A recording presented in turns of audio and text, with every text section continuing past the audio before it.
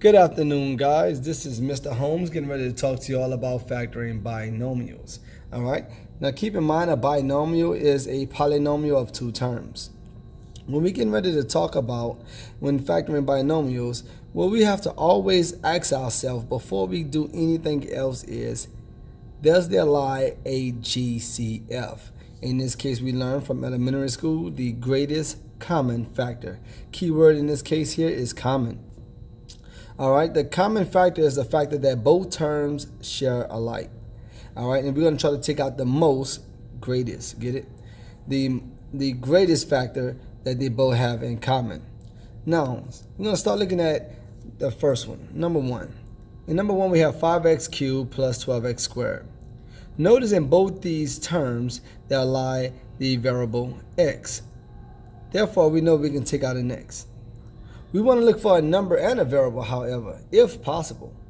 In this case here, there lies no factor of 5 that also in 12 besides the number 1. 1 goes into all numbers, so we exclude 1 and we look for other factors. In this case, there are none. So my only factor here is x, but it's not the greatest. See, when we talk about the greatest, we're looking for the most. How many x's can we take out of each term? In this case, my second term has 2 x's. However, my first term has 3. I know you would say the greatest, or we could take out 3, but keep in mind the second term only has 2. So the most we can take out here is 2. So we're going to factor out x squared. X squared will be called my GCF, greatest common factor. So my greatest common factor will be written first in our open parentheses, and in my parentheses I'll put what's left once I factor out my x squared. Now, to get what's left that will be inside of our parentheses here, we must go back and divide each term by our GCF. My GCF in this case is x squared, so I'm going to divide each one of these by my GCF. When we do this here, some things is going to come back into play, like laws of exponents. In other words, what happens with variables when you divide them. Okay, so here we have 5 divided by the coefficient 1, and that'll leave us with 5.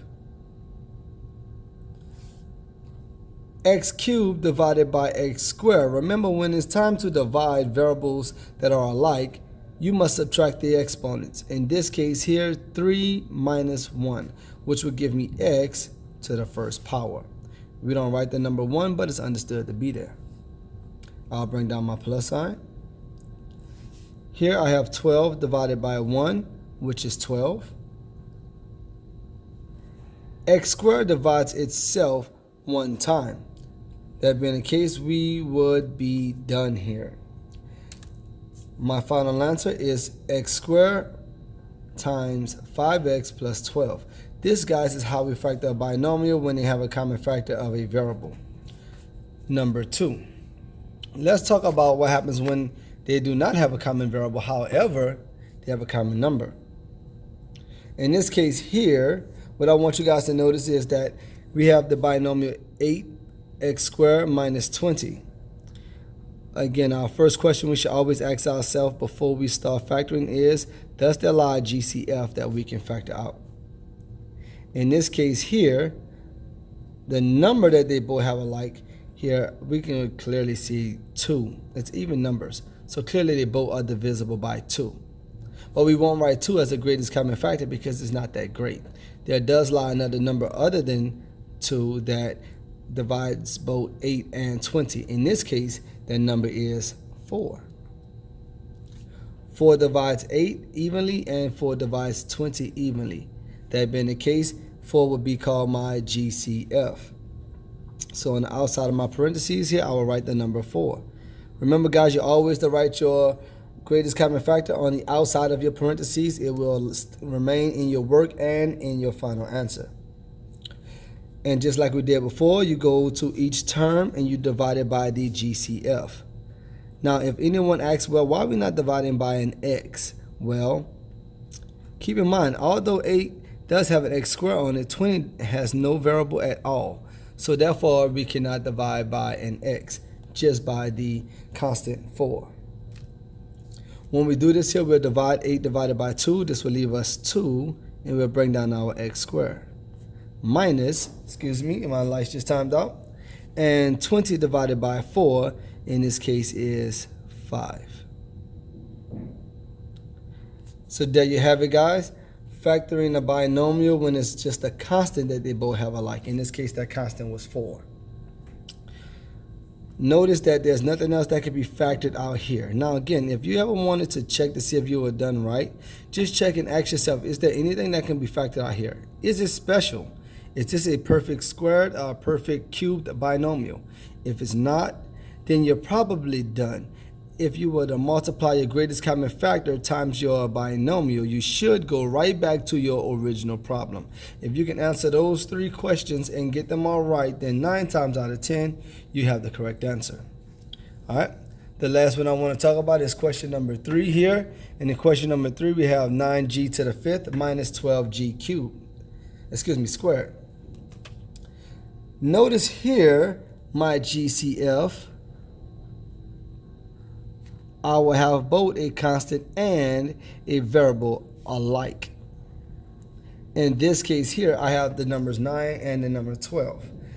When you're talking about factoring, what you would notice is that multiplication will definitely assist you if you know how to multiply. Okay, here we know that 1 divides them both, 2 divides 12, but it does not divide 9. 3 divides 9 and 12. That would be, in this case, the greatest common factor as far as numbers go.